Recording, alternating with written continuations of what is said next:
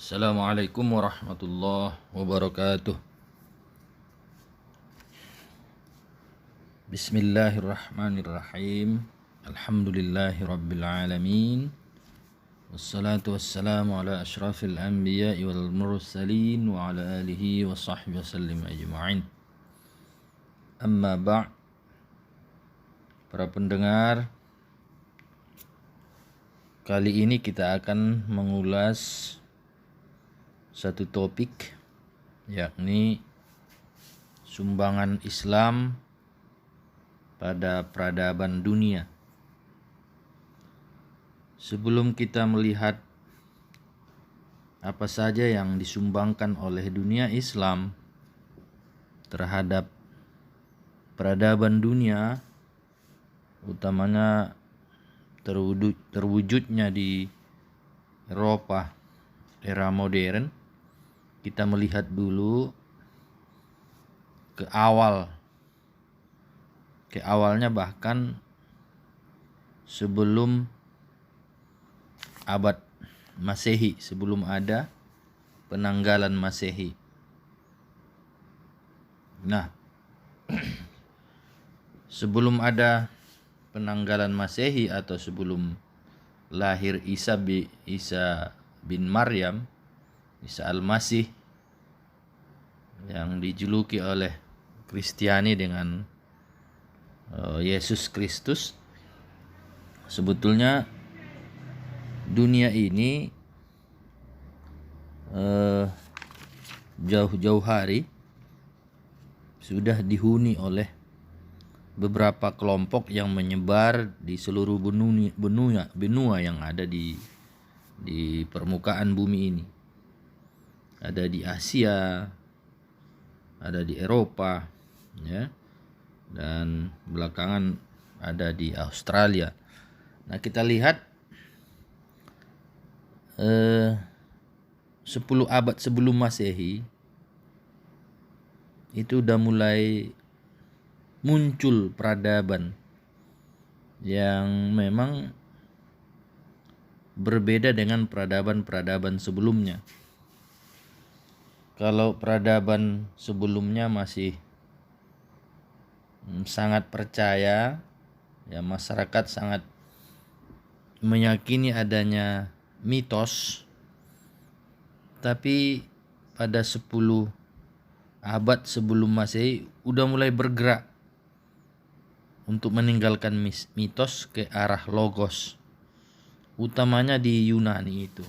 Jadi ada, ya, paling tidak 4 peradaban dunia yang kesohor, ya, yang memang memiliki keistimewaan yang sampai saat ini nanti akan ada peninggalannya yang selalu digunakan oleh manusia, baik ya dalam ilmu pengetahuan, dalam pembagian kekuasaan atau politik, strata sosial, dan juga sistem beragama, termasuk sistem berkeluarga.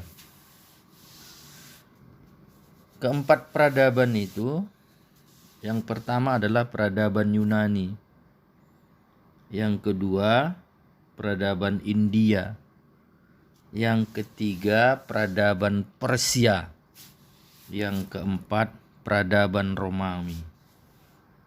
Ini yang paling terkemuka, yang memang muncul dengan spektakuler dalam sikap, ide, dan berbagai aspek menyangkut dengan kehidupan bermasyarakat. Kita lihat yang pertama, peradaban Yunani. Di Yunani ini, seperti yang saya bilang, sebelum muncul berpikir logis yang teraktualisasi dalam filsafat, masyarakat itu sangat percaya kepada mitos. Jadi 10 abad sebelum Masehi ini udah mulai ada kerisauan dari masyarakat itu sendiri untuk meninggalkan alam mitos beralih ke alam logos. Nanti di abad ke-6 sebelum Masehi terlihatlah sosok-sosok yang sudah mengikuti alam logos. Kita lihat seperti Thales, Pitagoras. Itu malah Pitagoras itu ahli sains, ya, ahli sains. Kalau Thales ahli filsafat, Anaximander, Anaximenes itu para filosof dan juga sekalian ilmuwan. Nah, mereka ketika itu sudah mempertanyakan apa sesungguhnya hakikat daripada alam ini. Nah, bahkan ya sudah muncul teori-teori sains secara sederhana dari Pitagoras. Ya silakan lihat apa itu yang menjadi temuan Pitagoras yang sangat kesohor sampai sekarang. Saya tidak singgung itu, tapi saya mau menunjukkan bahwa abad 6 sebelum Masehi pergerakan dari mitos ke logos sudah menampakkan wujudnya. Jadi muncul filsafat, muncul ilmu pengetahuan. Nah, ini filsafat yang diprakarsai oleh filosof Yunani di awal-awal, filsafat alam. Mereka sudah pertanyakan apa hakikat alam ini. Nah ini, nanti gairah berfilsafat itu nampak sampai di era klasik, di saat muncul Socrates, Plato, dan Aristoteles. Nah, mereka ini sudah mulai mengkaji bukan hanya alam, tapi sudah mengkaji yang lain-lain, mengkaji manusia, juga mengkaji Tuhan. Seperti Plato, ya sudah mencari apa hakikat alam, apa hakikat manusia, apa hakikat Tuhan. Nah, juga yang lain ya sudah mulai juga mengembangkan pikiran termasuk ilmu pengetahuan yang lebih bersifat praktis. Jadi seperti Plato di saat dia yang sangat luar biasa temuannya, dia sudah memiliki ajaran ide, filsafat ide.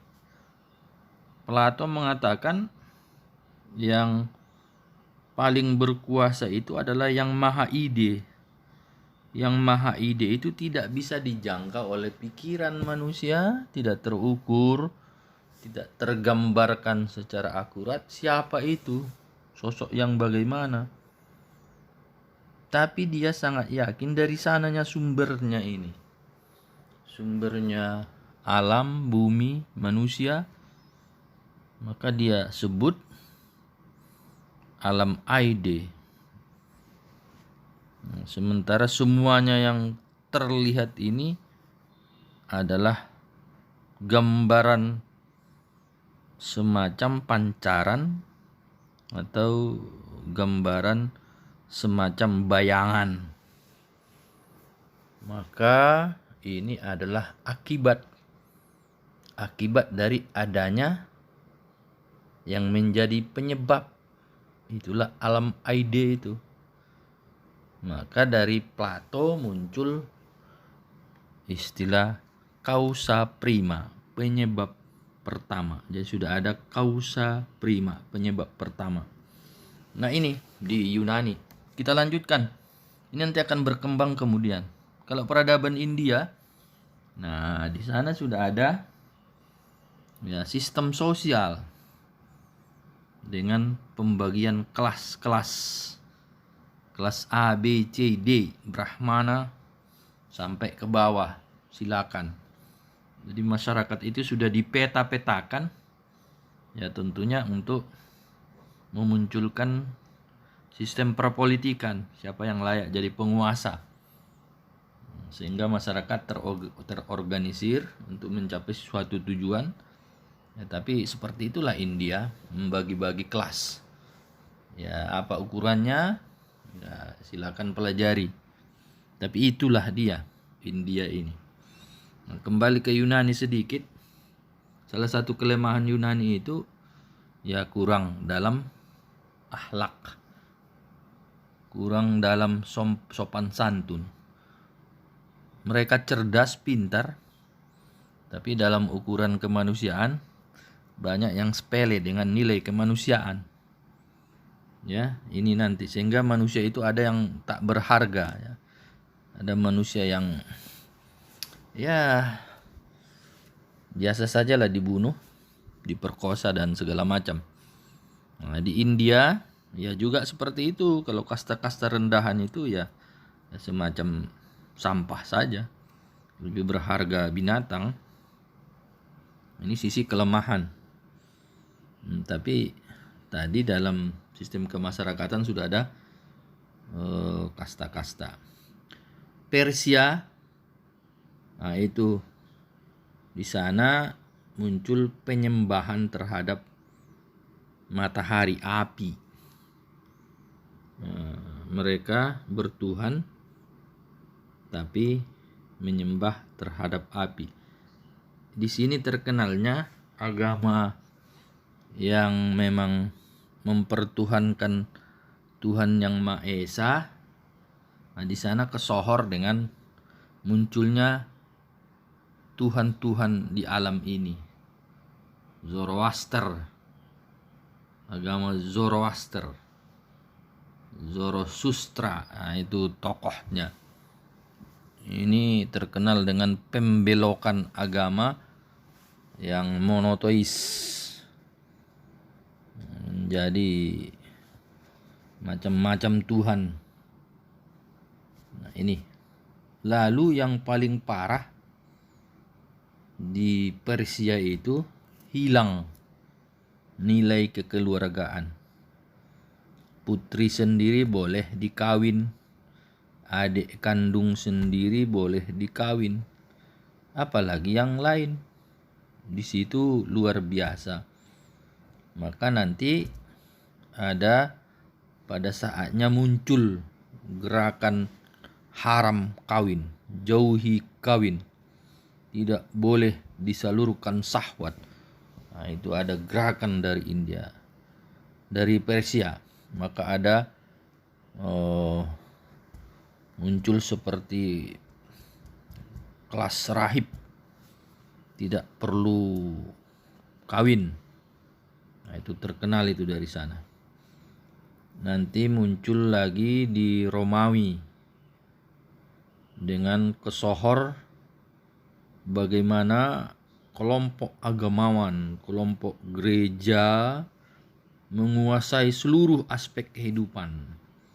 Mereka mengisi dunia kepemimpinan, mereka jadi raja, mereka memutuskan sendiri nasib orang banyak. Jadi luar biasa. Kalau di Romawi ketika itu, peradaban Romawi terkenal dengan otoritas kelompok beragama. Semuanya dikuasai. Maka orang beragama itu, para pendeta itu adalah orang-orang suci. Orang-orang yang sudah terselamatkan oleh Yesus Kristus sebagai anak Tuhan menurut mereka. Jadi orang-orang yang di gereja itu adalah orang-orang yang luar biasa. Ya. Jadi mereka malah bisa mengampuni dosa orang lain. Nah, ini. Jadi dalam situasi seperti itulah berkembang ya masyarakat dunia. Sangat luar biasa. Masing-masing pengaruhnya merasuki pikiran manusia, memunculkan peradaban masing-masing. Yunani berpengaruh, India berpengaruh, Persia berpengaruh, Romawi berpengaruh. Nah, dan juga dalam konteks pengembangan filsafat dan ilmu pengetahuan ya berjalan dengan sendirinya. Moral berjalan dengan sendirinya, kelas sosial berjalan dengan sendirinya, tergantung siapa pengikutnya. Tapi mengenai perkembangan filsafat dan ilmu ini, nanti di abad pertama Masehi masuk ke abad ke-8. Ya, filsafat dan ilmu itu redup pertumbuhannya, hampir bisa dibilang masuk kepada era kekosongan. Jadi 7 abad, dari abad 1 Masehi sampai abad ke-7 itu abad kekosongan, gak ada hal yang baru. Yang bertahan itulah yang 4 peradaban itu. Itulah yang mewarnai sampai nanti ya di Jazirah Arab itu muncul Nabi besar Muhammad SAW dengan sistem masyarakat jahiliyah. Hampir semua keonaran ya terakumulasi di Arab itu.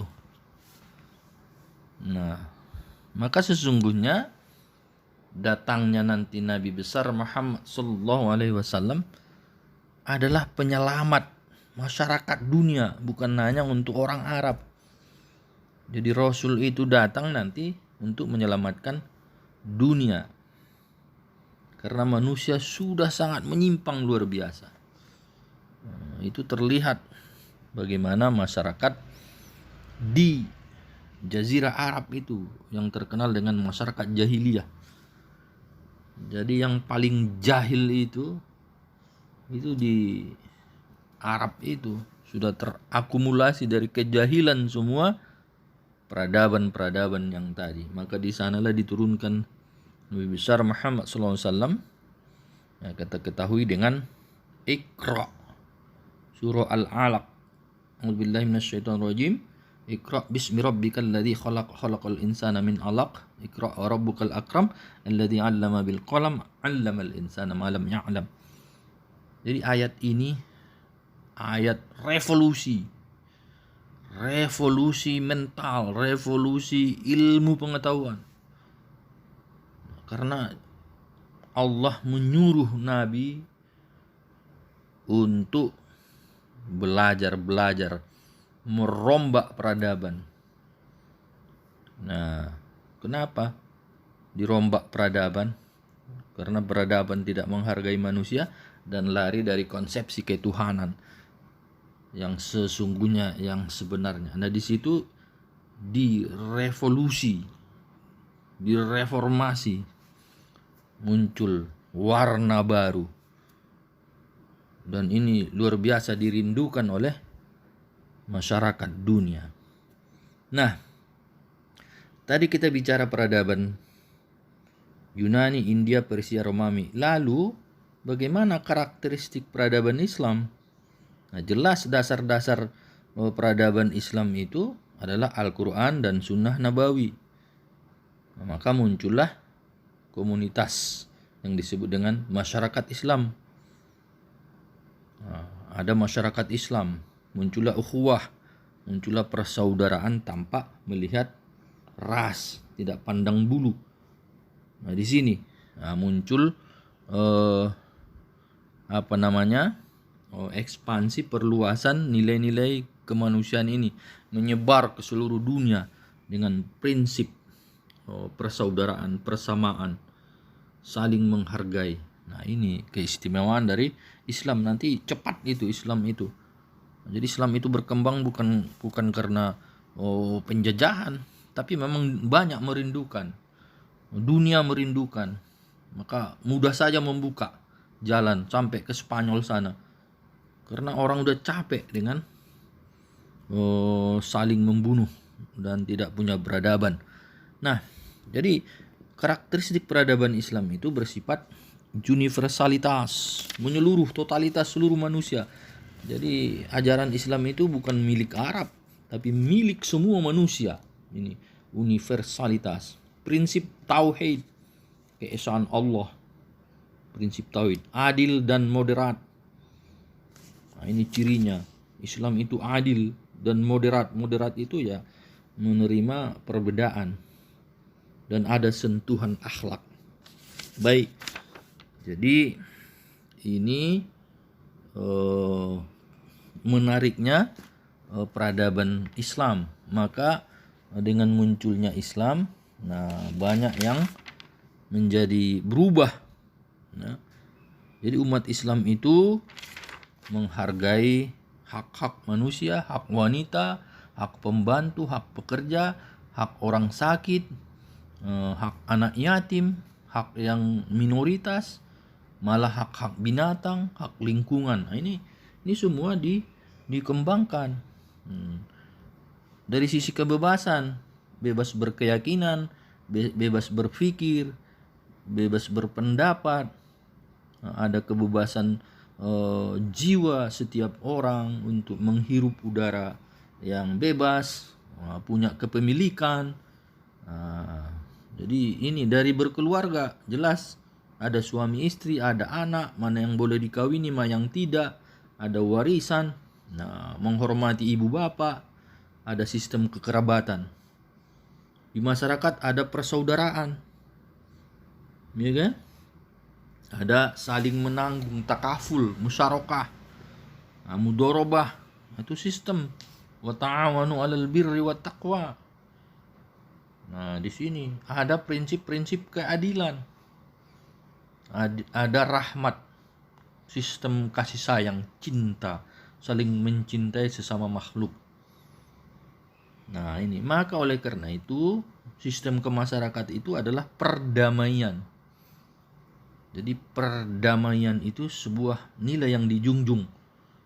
Ada perjanjian muslim dengan non muslim, boleh bersepakat, saling berjanji, bertetangga.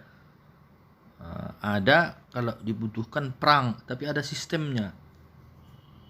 Tidak asal perang, ada adabnya di dalam Islam. Nah, itu baru nanti ada pengembangan azas-azas keilmuan. Nah, Islam menghargai ilmu pengetahuan. Nah, saya kira ini pengantar, ya. Nanti dalam episode berikutnya akan dicoba diulas secara detail apa saja sumbangsih ya umat Islam ke peradaban dunia. Tapi sedikit saya singgung bahwa dalam bidang ilmu Islam itu berperan melalui mana? Ada dua ya poros, ada dua pusat tempat pengembangan ilmu di dalam dunia Islam ketika itu, setelah abad ke-7 nanti sampai ke abad 14 Masehi. Ada Baghdad, ada Andalusia. Nah, silakan telusuri apa yang berjalan di Baghdad, apa yang berjalan di Andalusia. Ini dua tempat, satu di timur, satu di barat. Nanti orang barat, orang Prancis, orang Eropa itu belajarnya ke Andalusia itu, baca sejarah dari Galileo, ya, baca sejarah sebelum Galileo ada Kopernikus, ada Galileo yang membawa ide-ide tentang geografi, bahwa kalau Dewan Gereja mengatakan matahari yang mengelilingi bumi ini, tapi mereka datang dengan ilmu baru, justru bumi, bulan, dan keluarga bumi inilah yang mengelilingi matahari. Nah, justru nanti ada persoalan yang muncul setelah itu. Nah, ini jadi saya kira nanti akan kita ulas secara spesifik tentang pengembangan ilmu ke dunia barat atau sumbangan Islam terhadap munculnya peradaban dunia. Saya kira itu saja untuk kali ini sebagai pengantar. Episode pertama nanti akan kita sambung dengan episode kedua, khusus nanti mengulas secara detail tentang sumbangan dunia Islam terhadap munculnya sains dan teknologi sebagai bagian peradaban dunia yang luar biasa manfaatnya, hingga munculnya masyarakat modern dan sampai sekarang postmodern atau kontemporer, yang bisa kita lihat bagaimana getolnya IT, ya, penggunaan IT. Saya kira itu mudah-mudahan bermanfaat, dan silakan baca beberapa literatur ya tentang ini, termasuk bukunya Ragib Asyrijani, Sumbangan Peradaban Islam pada Dunia. Saya kira itu. Assalamualaikum warahmatullahi wabarakatuh.